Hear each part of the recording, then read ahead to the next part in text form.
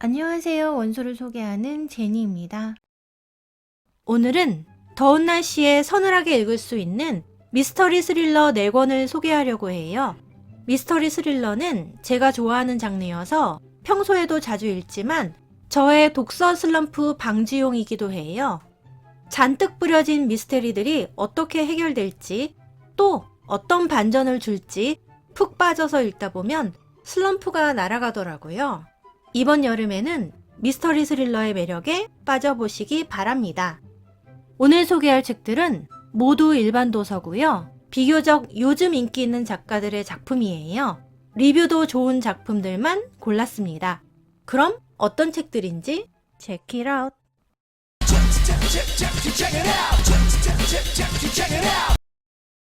첫 번째로 소개할 책은 제이슨 루쿨락의 Hidden Pictures입니다.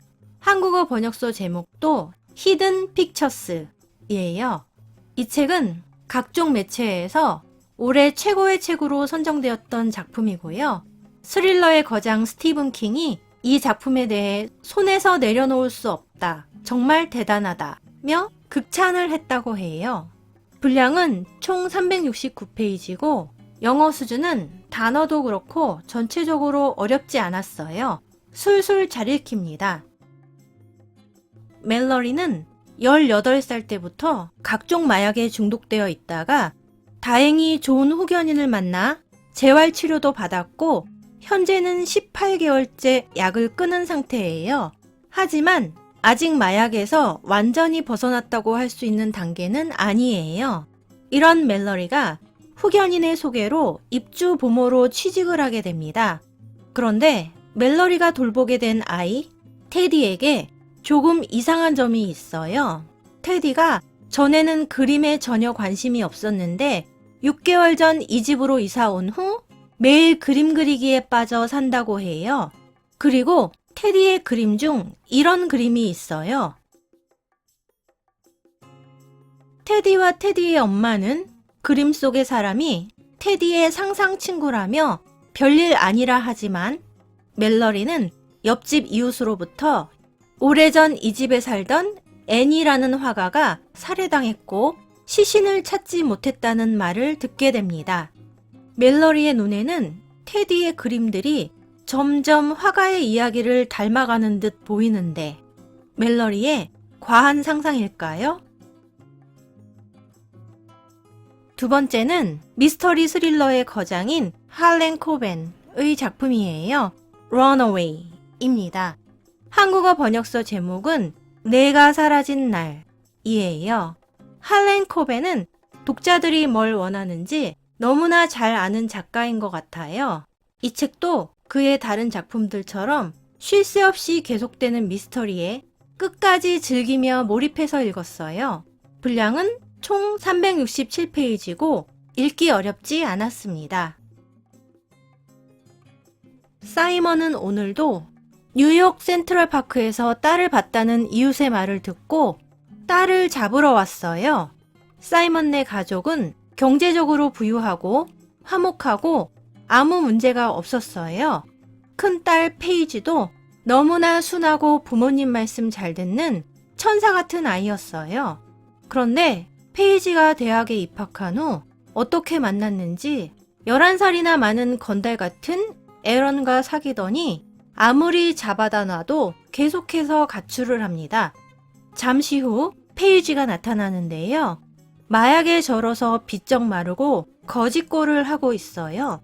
사이먼은 딸을 잡으려 했지만 남자친구 에런이 방해하는 바람에 그와 몸싸움을 하게 되고 그러다 딸을 놓쳐요. 그로부터 3개월 후 브롱스 지역 경찰이 사이먼을 찾아와 말하길 에런이 살해당하고 페이지는 사라졌답니다. 그리고 사라진 페이지가 가장 유력한 용의자라고 해요. 이에 사이먼은 부인과 함께 경찰보다 먼저 딸을 찾기 위해 나섭니다. 한편 뉴욕으로부터 멀리 떨어진 시카고에서는 아주 부잣집 아들 헨리가 실종되고 그의 부모님들이 아들을 찾기 위해 시카고 최고의 베테랑 사립탐정을 고용합니다. 그리고 또 다른 곳에서는 청부살인이 일어나는데 이 사건들은 어떻게 엮이게 될까요? 다음은 뉴욕타임즈와 아마존의 베스트셀러였던 책이에요. 질리안 맥캘리스터의 Wrong Place, Wrong Time 입니다. 한국어 번역서 제목은 잘못된 장소, 잘못된 시간이에요. 이 책은 시간 여행을 소재로 하는데요. 지금껏 봐왔던 타임루프 방식에서 변형을 줘서 신선하고 재미있었어요. 읽기 어렵지 않았고요. 분량은 총 370페이지입니다. 데이 제로. 자정이 지난 시각, 쟤는 창밖을 보며 아들 타드를 기다리고 있어요. 남편은 이제 성인인데 뭘 기다리냐고 하지만 쟤는 계속 밖을 주시하는데 그때 타드가 걸어오는 게 보여요. 그런데 타드가 걸음을 멈추더니 갑자기 길 맞은편의 남자에게 달려가 가방에서 칼을 꺼내 남자를 찌릅니다. 순식간에 벌어진 일이에요.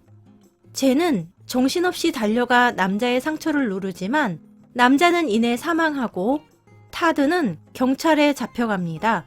젠도 뒤따라 경찰서에 가지만 경찰서에서는 보호자는 내일 오라는 말만 되풀이하고 젠은 어쩔 수 없이 집으로 돌아와요.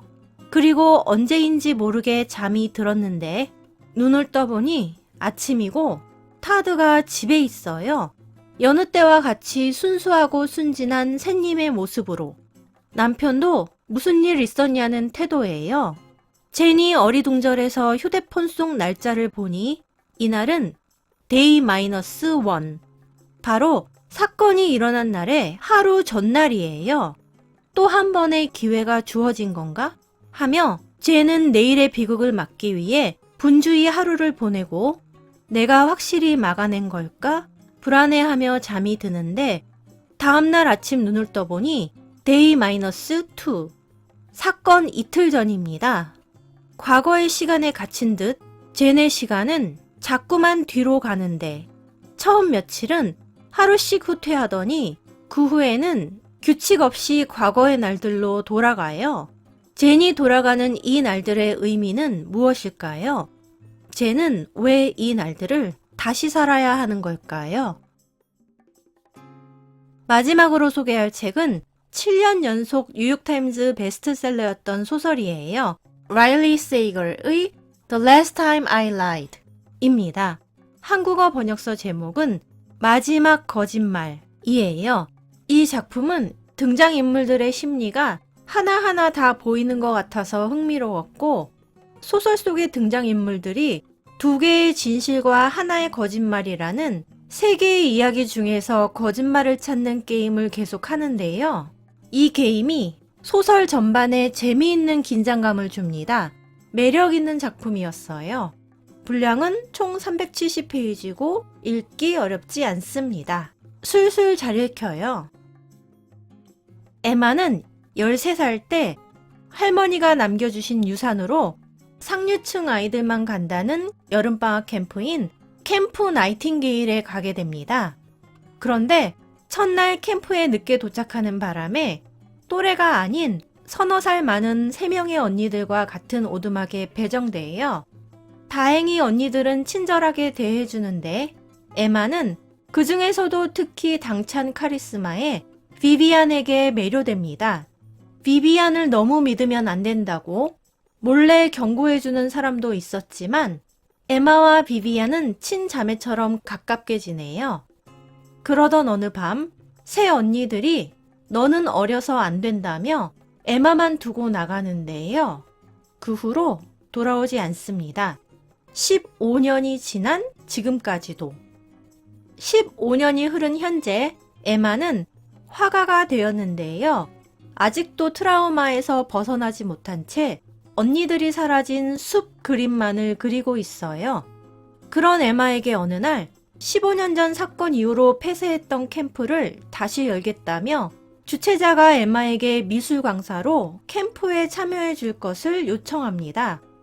거절하려 했지만 이제라도 사건의 미스테리를 풀고 싶은 마음에 에마는 캠프장으로 향하고 또다시 15년 전과 같은 오두막에 3명의 소녀와 같이 배정돼요. 에마는 지금껏 묻혀있던 사건의 실마리를 풀 수 있을까요?